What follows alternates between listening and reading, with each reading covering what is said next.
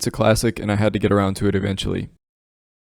Tiramisu is obviously a classic and world-renowned Italian dessert that I have intentionally steered clear of for most of my life due to my aversion to coffee flavor. But as I've learned in recent years, it's really good to try new things and find ways to accept or work with what you're uncomfortable with, especially with food. So I'll show you how I enjoy tiramisu. The classic recipe doesn't have a lot of wiggle room. The most popular recipes are more or less the same, and this doesn't seem to be one of those dishes that you try to make your own. But nonetheless, I'm going to go into how I did it. I'm going to get 3 separate bowls out because this recipe is 3 individual mixtures that we're going to eventually bring together. I'm going to start by separating 6 egg yolks from the whites. You only need the yolks for this recipe, so the whites always give me an excuse to make Italian buttercream. Best practice is to always separate these into a single bowl and dump each white out into its storage container so you don't contaminate it in case a yolk breaks, but that never really happens, right?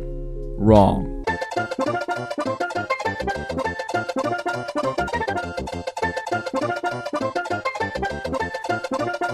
Okay, just let me hold this L for a minute and pretend that never happened. You should end up with 6 definitely not broken yolks in a small bowl, to which I'll add 133 grams or 2/3 of a cup of granulated white sugar. And I've got a small pot with a small layer of barely simmering water, aka not boiling, so just a little bit of bubbles, that I'm then going to set this bowl on top of and make sure it's not in contact with the water. And I'm just using an electric hand mixer to beat the sugar into the egg yolks. The heat is going to temper the egg yolks to make them safe to eat, and the mixer will whip air into the mixture and also dissolve the sugar. And then after about 5 minutes of beating on high, you should have this smooth and thick mixture. And in my largest bowl, I'm going to add a pound of mascarpone cheese. In the States, you can usually find these 8-ounce containers, so I just buy 2 of those. By far one of my favorite flavors on the planet, by the way. You can leave this as is, but I'm going to doctor it up by adding in a few splashes of Marsala wine. A lot of tiramisu recipes call for rum or cognac, but I really never use those, and I have some Marsala wine from other recipes that I've used it in before. But you don't need it at all at this point, I just think it makes the flavor a little bit better. I'm just going to slowly beat this together with the same mixer starting on low, but once it gets started you can bring that up to high. This shouldn't take long, you're not trying to whip a bunch of air into this or anything, you're just trying to get it cohesive and creamy. And once you're there, you can bring over your egg yolk mixture and dump that in, and again just using that mixer to combine both of those mixtures together. I also added an optional splash of vanilla extract here just because I like the flavor. And again, you don't have to beat this forever. Once everything is homogeneous, you're done. The third and final mixture is going to be 473 milliliters or 2 cups of heavy cream. And if you want to add a splash of vanilla in here as well, feel free to. I'm just whipping this on high to try to achieve the soft peak stage. This might take about 5 minutes or so, but keep an eye on it because it'll finish really quickly. And once you've got soft peaks, you can use a spatula to bring this into your other 2 mixtures. And no more whipping here, we're going to use a spatula to fold everything together to maintain the air that we beat into it. It's a little hard at first to incorporate things, but just stick with it and make sure that you're scraping around the bottom and the edges. And once you're sure it's completely homogeneous, this is going to be a cream that's going to serve as the rich layers in the cake. Okay, in order to get ready to assemble, we need to grab some ladyfingers. There's a certain brand that a lot of recipes bump as being the undisputed best, but I just grabbed these from Walmart and they worked great. In total, I used 1.5 of the 7-ounce packs of ladyfingers. And we're going to be dunking these into a coffee mixture to serve as the coffee flavor in the cake of the tiramisu. And for that, you should use espresso or at the very least a strong coffee. Now, if you know me, you know I don't own any coffee products or any coffee machines, so I just stopped at Whole Foods and got this cold brew espresso. Bitter boy.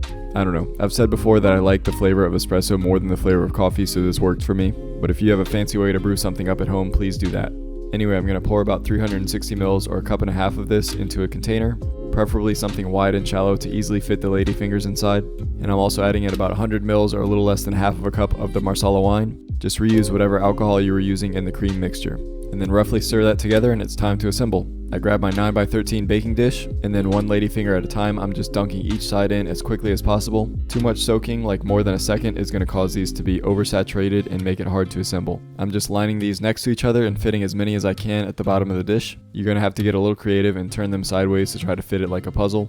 And the last few at the end, I just had to break off the tip to fit them. That's much easier to do after you soak it, by the way. But once you got the bottom layer, you're going to add half the cream mixture. Spread that out as evenly as you can and reach into the corners and sides, just trying to make it as flat as possible. And then you just repeat the next layer with the soaked ladyfingers. Try to configure them the same way that you did the first layer.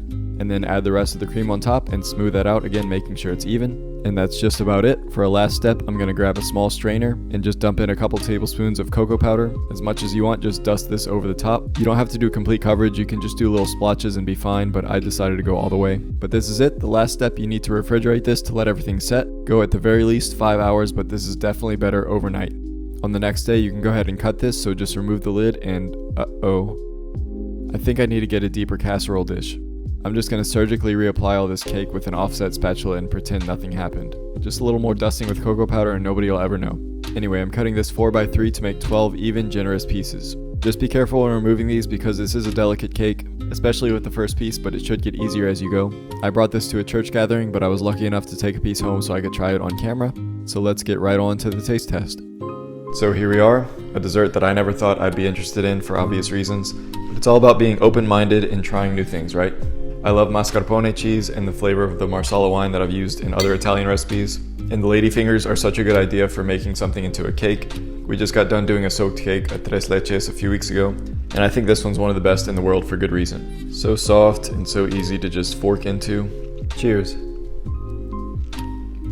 Just so cool and so refreshing, it melts in your mouth. Once you rest it overnight, all the layers kind of had the same consistency when they soak together, but you can still distinguish them because of the creaminess of the cheese and then the sponginess of the cake. This works so well that I don't really even care about the coffee flavor. I've said before that I can tolerate espresso flavor more than coffee flavor itself, so that's why I think it's more tolerable for me here. Maybe there's a non-coffee version of this cake that exists, I don't know.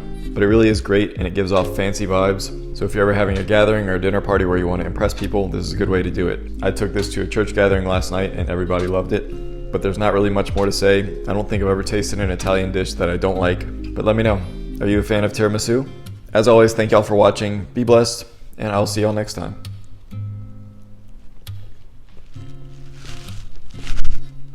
Now I need to take a nap.